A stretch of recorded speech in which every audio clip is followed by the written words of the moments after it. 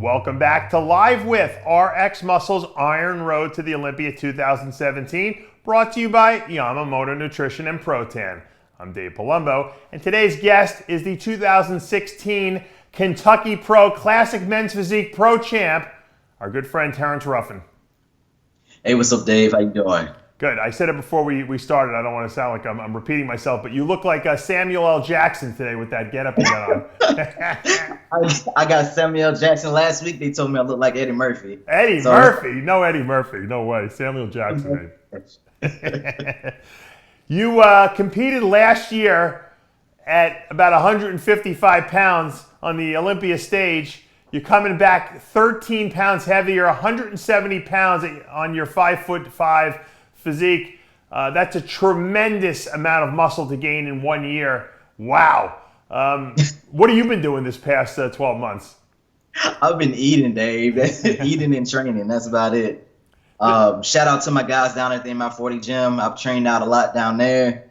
And also got a couple sessions in with John Meadows this season or last year. So shout out to those guys for helping me get ready. And yeah, we just been eating a lot. You won the Tampa Pro last year. You qualified for the Olympia. You finished ninth at the Classic Physique Olympia. A lot of people were very disappointed by that. Probably none worse than you were. You have obviously all the classic lines. You have terrific conditioning you bring. The knock, I think, against you last year was that maybe you didn't have enough size to stand with these guys. And obviously, you did a lot to correct that this offseason. You took the whole year off after winning that Kentucky Pro Show in October to requalify for this year's Olympia. Talk to me a little bit about the challenges that you face as a guy who, you won the nationals as a lightweight, and you really had to. Most guys have to try to cut down. You had to grow into the classic physique class. Yeah, and I'm still not done growing. But honestly, I haven't had a whole lot of issues over the last year. I did 5 shows last year, including the Olympia. Won 2 of them, second in the other one, third in the other one. And so it hasn't been a big issue size-wise so far. I've been able to, beat guys on symmetry and shape. But as you know, the Olympia, is the biggest show out there. So, I got to take it a step further, which includes like size, symmetry, and shape, size, and symmetry. I have to have all 3, to be able to crack that top 3 or the top 5 or wherever I'm trying to get to. The funny thing is that you didn't look that. We're looking at pictures right now. You didn't look that small in that lineup. I can't even imagine what you're going to look like in this year's lineup with 13 pounds more muscle. It's almost unfathomable. What exactly is the weight cutoff for your height? I think it's about 170 this year. Okay. So yeah, even next year I still got some room to grow. I just have to cut down a little bit harder. Cut the water a little bit more. So it's looking pretty good right now. Yeah. Were you greatly disappointed last year when you took ninth? I mean, was that like a crushing blow to you, or was it just a motivator? It was really, really weird. At the time, a lot of people don't know this. I was in the ER the night before because my jaw locked up, and so I was high. They gave me Valium, and I was like, I'm not used to taking anything like that, so I was out of it. And so at the time, I was fine. But it started to settle in, and it actually it really motivated me to do better. And people are like, they make all these excuses for me, like, oh, it's because I'm the new guy, it's because of this. And honestly, I want to be at a point where I think of Ronnie Coleman, where nobody had him, no one thought he would win the Olympia the first year. Right. Year he won it, they thought Flex was gonna win, but they couldn't deny him because he was so much better than everybody. So I'm like, well, if they want to talk about popularity or whatever, it's why some guys place higher. But at the same time, there's guys out there that don't have those millions of followers that beat early guys with the big followings they have. So I'm not the type to use something like that as an excuse. But that it really motivated me to push further, which helped me to gain these 13 pounds.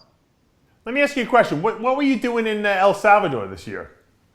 that was my Kuwait. That was my camel crew. Oh, really? You have your own little secret camel crew, Jim. No. I got invited there to guest pose, and we got stuck for an extra week because of Hurricane Harvey. And it was very, very accommodating. They made sure everything was right.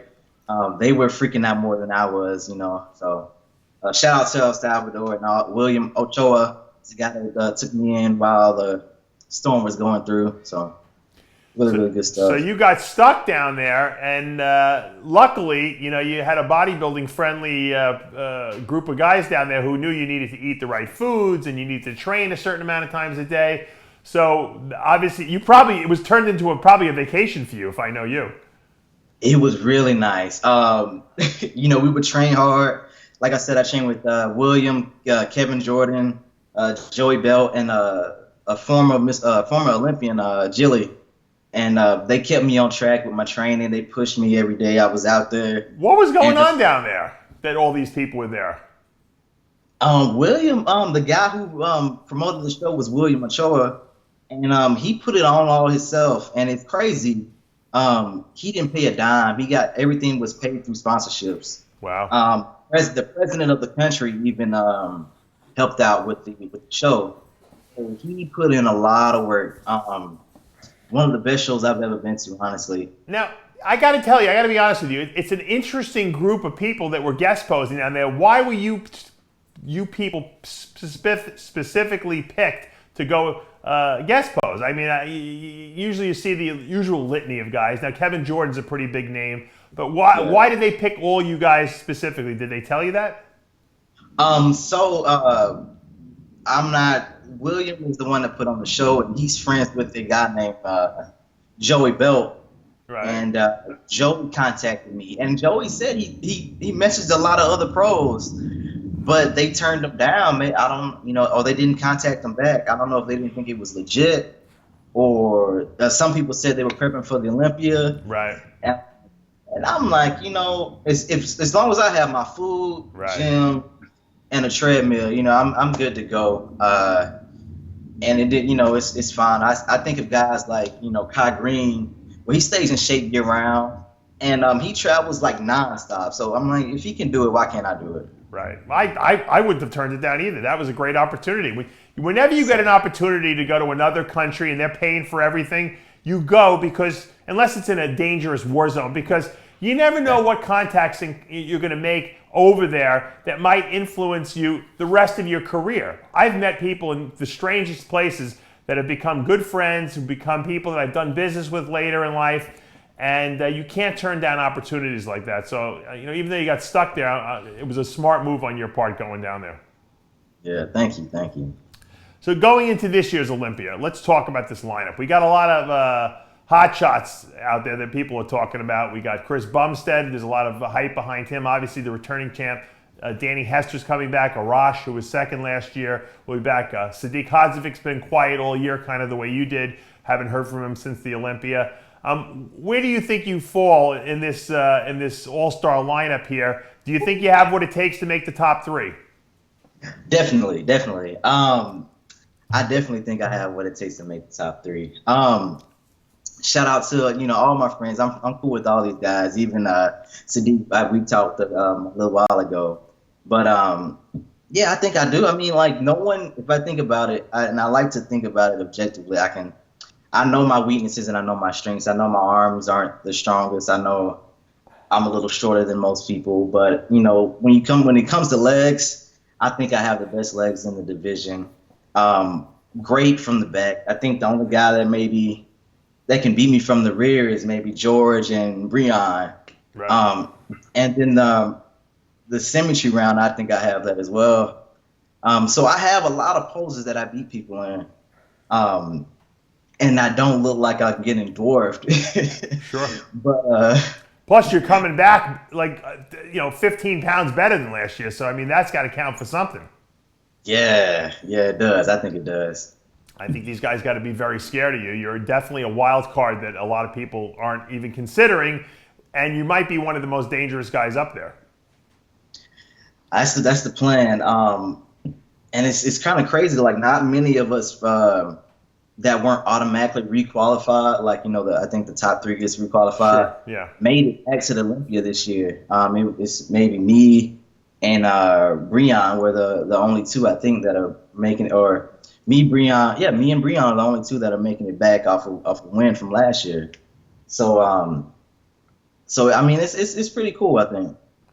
Yeah, it's good because you know what? It's going to be a whole new mix of faces up there. A lot of new guys, young guys.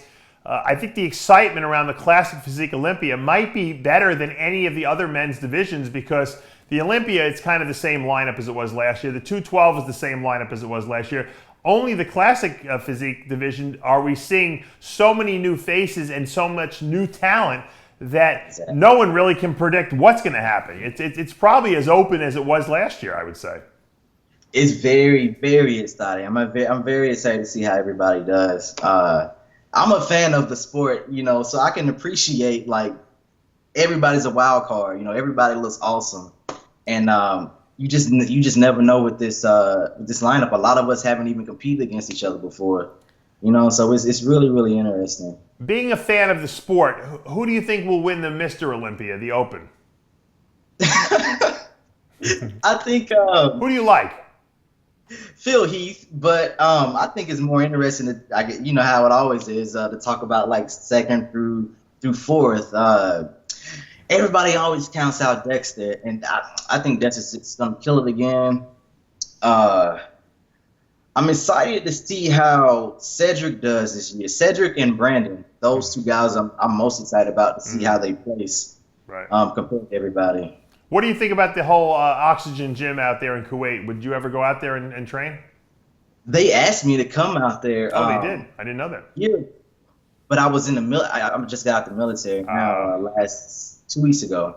But, I thought about it, and I'm like, well, I don't really need that much size in my conditioning. There's no real point in me going out there and,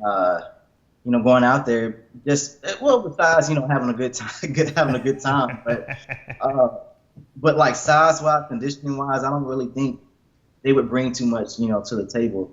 Well, unless you wanted to move up to the 212 division, then I guess maybe they could help you out, I guess. Exactly. Well, look, you bring one of the most classic physiques to the stage. No one will deny that. With the added muscle you've put on this past year, I think you're going to be a very dangerous competitor up there.